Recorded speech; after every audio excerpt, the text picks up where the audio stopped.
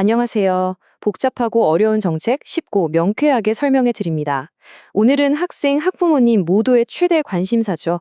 기대 반, 걱정 반인 바로 그 제도, 고교 학점제에 대해 속 시원하게 파헤쳐 보겠습니다.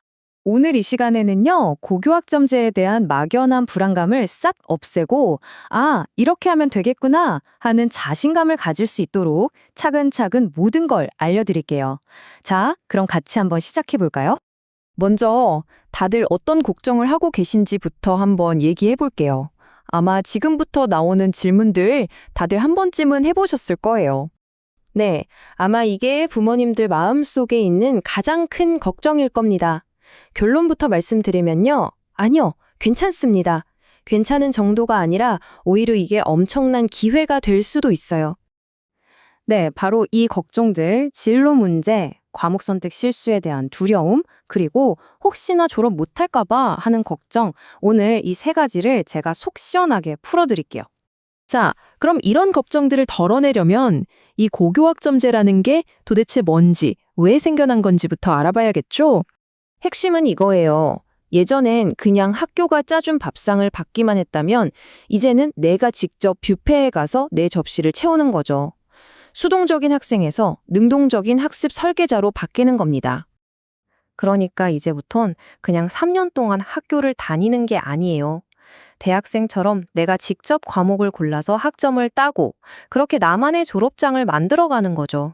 자, 표를 한번 보세요. 뭐가 달라졌는지 바로 보이죠? 우선 졸업에 필요한 학점이 줄었어요. 이건 뭐냐면 양보다 질, 그러니까 더 깊이 있는 공부를 하라는 뜻이에요. 그리고 여기 융합 선택이라는 새로운 게 보이죠? 이건 잠시 뒤에 자세히 설명해 드릴게요. 또 중요한 거 평가 방식도 바뀌어서 예전처럼 막 1점 차이로 등급이 갈리는 그런 무한 경쟁은 좀 줄어들게 됐어요. 자, 그럼 학생들이 직접 시간표를 짠다고 했는데 뭘로 짜는 걸까요? 레고 블록처럼 과목들을 조립하는 건데요. 이 블록이 크게 네 종교가 있다고 보시면 돼요. 첫 번째 블록은 공통 과목이에요. 말 그대로 집을 지을 때 가장 먼저 하는 기초 공사라고 생각하시면 돼요. 이게 튼튼해야 그 위에 뭐든지 올릴 수 있겠죠. 주로 1학년 때 배우면서 기본기를 다지는 겁니다. 기초 공사가 끝났으면 이제 기둥을 세워야죠. 그게 바로 일반 선택 과목이에요. 우리가 흔히 아는 주요 과목들이고 대입 수능이랑도 바로 연결되는 아주 핵심적인 부분이라고 할 수 있습니다. 세 번째는 진로 선택 과목. 이름에서부터 느낌이 오죠? 이제부터는 본격적으로 내가 관심 있는 분야를 깊게 파고드는 거예요. 저는 이 분야에 이만큼 진심입니다 하고 대학에 보여주는 아주 중요한 카드죠. 그리고 마지막, 이게 진짜 재밌는 건데요. 바로 융합 선택 과목이에요.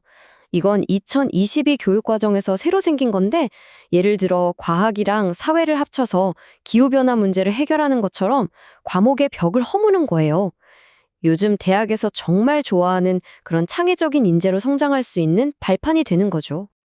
자, 그럼 아까 나왔던 그 무서운 질문. 성적이 낮으면 진짜 졸업 못해요? 이 문제 한번 제대로 짚어보죠. 결론부터 말하면 졸업을 못하게 하려는 제도가 절대 아니에요. 오히려 어떻게든 졸업시키려는 제도에 가깝습니다. 이걸 최소 성취 수준 보장제라고 부르는데요. 일종의 학교가 쳐주는 안전망 같은 거예요. 만약에 학생이 기준에 좀 미달하면 학교가 그냥 두는 게 아니라 보충 수업을 해서라도 끌어주고 학점을 딸 수 있게 도와줄 책임이 생긴 겁니다. 이론은 알겠는데 그래서 실제로 뭘 어떻게 해야 할지 막막하시죠? 괜찮아요. 그래서 제가 중학교 때부터 학년별로 뭘 해야 하는지 딱딱 정리해 드릴게요. 모든 건 고등학교 들어가기 전, 중학교 때부터 시작돼요. 근데 여기서 내 꿈은 의사야 이렇게 정하라는 게 절대 아니에요. 그냥 나는 과학 실험하는 게 재밌네? 역사책 읽는 게 좋네? 이 정도면 충분해요. 내가 뭘 좋아하는지, 뭘 잘하는지 그냥 가볍게 탐색하는 시간이라고 생각하세요. 자, 이제 고1이 됐습니다. 1학년 때 가장 중요한 건 딱 하나, 바로 공통 과목을 제대로 하는 거예요. 기초를 튼튼하게 쌓으면서 동아리 활동도 해보고 책도 읽어보면서 나는 앞으로 뭘 더 깊게 파볼까 하고 탐색하는 거죠. 진로를 결정하는 시간이 아니라 발견하는 황금 같은 시간입니다. 이제 2, 3학년이 되면 본격적인 선택의 시간이에요. 내가 고른 과목들이 모여서 하나의 이야기가 되어야 해요. 예를 들어 저는 인공지능에 관심이 있어서 심화 수학이랑 프로그래밍을 들었습니다. 이렇게 내가 왜 이 과목을 선택했는지 그 이유를 자신 있게 말할 수 있어야 합니다. 그럼 과목을 고를 때 어떤 기준으로 골라야 할까요? 이 5가지를 꼭 한번 따져보세요. 첫째, 내 관심사랑 관련이 있나? 둘째, 내가 가고 싶은 학과에 도움이 되나? 셋째, 내가 소화할 수 있는 수준인가? 넷째, 이 과목을 통해서 나의 성장하는 모습을 보여줄 수 있나? 그리고 마지막, 나의 전체적인 대입 계획과 잘 맞나? 기억하세요. 그냥 점수 따기 쉬운 과목이 아니라 나라는 사람을 가장 잘 설명해주는 과목을 고르는 게 핵심입니다. 자, 이제 거의 다 왔습니다. 마지막으로 이 모든 걸 관통하는 가장 중요한 마음가짐에 대해 이야기해 볼게요. 그래서 다시 처음 질문으로 돌아가 볼게요. 우리 아이 지금 당장 완벽한 진로 계획이 없어도 정말 괜찮을까요? 네, 괜찮은 정도가 아니라 그게 정상입니다. 이 제도는 애초에 탐색하라고 만들어진 거예요. 대학에서 보고 싶은 건 처음부터 완벽하게 짜인 계획이 아니에요. 오히려 저는 이런저런 고민과 탐색 끝에 이 길을 발견했습니다. 라는 그 설득력 있는 여정, 그 스토리를 훨씬 더 높게 평가합니다. 대학이 진짜 궁금해하는 건 이거예요. 이 학생이 어떻게 자기 관심사를 찾았지?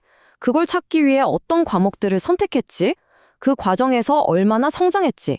중요한 건 계획의 완벽함이 아니라 그 과정에서 보여주는 이야기와 설득력이라는 거, 이제 아시겠죠? 그러니까 이제 우리의 질문이 바뀌어야 해요. 어떤 과목이 점수 따기 쉬워요가 아니라 어떤 과목이 우리 아이의 성장 스토리를 가장 잘 보여줄 수 있을까요? 이게 바로 핵심입니다. 고교학점제는 단순히 대학 입시 제도가 아닙니다. 여러분이 이 제도를 이용해서 그냥 대학에 가는 걸 넘어서 진짜 내가 어떤 사람인지, 무엇을 향해 나아가야 하는지를 발견하는 그런 멋진 기회로 만들어 보시면 어떨까요? 여러분의 그 흥미진진한 여정을 진심으로 응원하겠습니다.